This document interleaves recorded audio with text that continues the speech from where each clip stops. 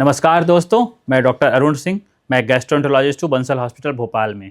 तो आज हम बात करेंगे आपके गट के बैक्टीरिया जो माइक्रोबायोटा है उसके बारे में कि कैसे उसको अच्छा किया जा सके, जिससे आपका जो गट है, पेट है, वो कैसे स्वस्थ रहे और उसकी वजह से होने वाली जो समस्याएं हैं वो काफ़ी कम हो सकें। तो देखिए, अगर देखा जाए तो आजकल पूरी दुनिया में सबसे ज़्यादा रिसर्च जो हो रहे हैं वो गट माइक्रोबायोटा पे हो रहे हैं, गट की बैक्टीरिया में।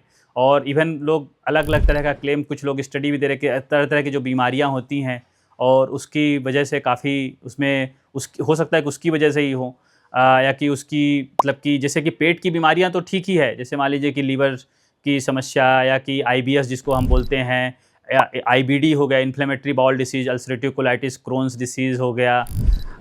ये सब तो बैक्टीरिया की वजह से होती हैं, लेकिन कुछ और भी बीमारियां हैं जिनके बारे में आजकल क्लेम किया जाता है कि उसके बारे में वो कैसे मतलब वो भी गट की वजह से हो रही हैं। देखिए, उसके बारे में बहुत सारे अच्छे एविडेंस अभी उपलब्ध नहीं हो सकता, भविष्य में पता चले। तो अभी हम बीमारियों के बारे में बात नहीं कर, बट फिर भी हम ऐसी बातें करते हैं कि कैसे हम अपने गट को अच्छा कर सकते हैं और उसके नहीं होने से क्या समस्याएं होती हैं। तो आप ऐसा समझिए कि अगर जो आपके पेट है उसमें बहुत सारे बैक्टीरिया होते हैं, तो अगर हम आमाशय से ले लें तो आमाशय से लेके जैसे जैसे हम नीचे जाते हैं, आमाशय हो गया, फिर हमारी छोटी आंत हो गई जिसमें ड्यूडेनम, जेजुनम, एलियम आता है, और उसके बाद होता है कि हमारी बड़ी आंत होती है जहाँ सबसे ज़्यादा बैक्टीरिया होते हैं। तो आमाशय में तो बहुत ही कम बैक्टीरिया होते हैं, 10 से लेकर 100 के बीच में रहते हैं। और उसके बाद जो हमारा ये होता है ड्यूडेनम वगैरह है, वहाँ 10 की पावर 3 रहता है। और जो आइलियम है, वहाँ जेजुनम है, वहाँ भी ऐसा है 10 की पावर 3-4 के बीच में रहता है, 10,000 तक। और जैसे आइलियम और कोलोन में 10 की पावर 6-7 मतलब बिलियंस में बैक्टीरिया होते हैं। अगर आपको मैं सीधी भाषा में करूँ तो जैसे आप जो भी मल त्याग करते हैं, तो अगर उससे पानी निकाल दिया जाए, उसका ड्राई वेट जो होता है, तो उसका 50% कंटेंट जो होता है वो बैक्टीरिया होता है। तो इससे आप अंदाज़ा लगा सकते हैं कि आपकी मतलब पेट में बैक्टीरिया का कितना सिग्निफिकेंस है और कितना आप एक्सक्रीट करते हैं डेली, और कैसे उसको मेंटेन करता है। तो देखिए, बैक्टीरिया हमेशा 2 तरह के होते हैं, जैसे आप पढ़ते हो, कुछ अच्छे बैक्टीरिया होते हैं, कुछ ख़राब बैक्टीरिया होते हैं।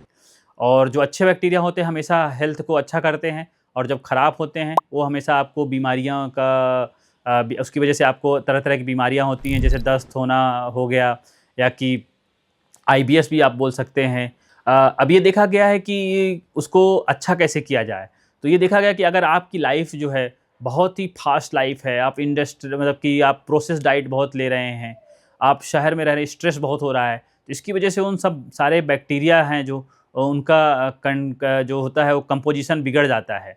मतलब कि आपके पेट में जितने तरह के बैक्टीरिया, जितने अलग अलग तरह के रहेंगे, उतनी कम बीमारियां आपको होने की संभावना है। क्योंकि ये देखा गया कि जो लोग बहुत ही रूरल एरिया में रहते हैं, जहाँ बहुत ही ग्रीनरी रहती है, स्ट्रेस नहीं रहता है, उनमें बैक्टीरिया का जो कंपोजिशन है, डाइवर्सिटी है, वो बहुत ज़्यादा रहती है। इसका मतलब कि बेसिकली वो प्रोसेस्ड फूड कम से कम सेवन करते हैं।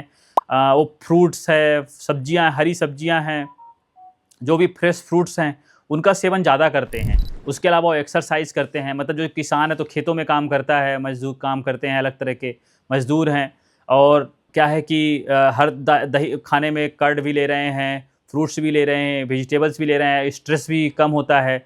और प्रोसेस्ड फूड का सेवन कम से कम करते हैं। एंटीबायोटिक का सेवन, क्योंकि एंटीबायोटिक जो होता है कि एंटीबायोटिक तो बैक्टीरिया को मारने के लिए है, लेकिन एंटीबायोटिक को ये थोड़ी पता होता है कि मुझे इस बैक्टीरिया को मारना है। उसको तो जो भी जिसकी बैक्टीरिया के खिलाफ जिसका एक्शन होगा, उन सभी बैक्टीरिया को नुकसान पहुंचाता है। इसलिए आपको हर छोटी बीमारी, छोटी से छोटी बीमारी के लिए ऐसे ही तुरंत एंटीबायोटिक का सेवन नहीं करना चाहिए। इसके लिए डॉक्टर से मिलना चाहिए, और फिर आप एंटीबायोटिक का अगर डॉक्टर को लगता है तो ही आप उसको उपयोग में लेना है। और तो अगर आप देखें तो जो आपका गट हेल्थ ख़राब क्यों होता है, तो उसके आप ऐसे देखिए कि आपका over use of antibiotic, intake of process food, मतलब आप प्रोसेस फूड ज़्यादा खा रहे हैं, और दूसरा है कि lack of physical activity, exercise नहीं कर रहे हैं, और दूसरा स्ट्रेस अगर बहुत ज़्यादा है, बहुत चिड़चिड़े हो गए हैं, चिंता तनाव में रहते हैं, तो उससे भी फ़र्क पड़ता है।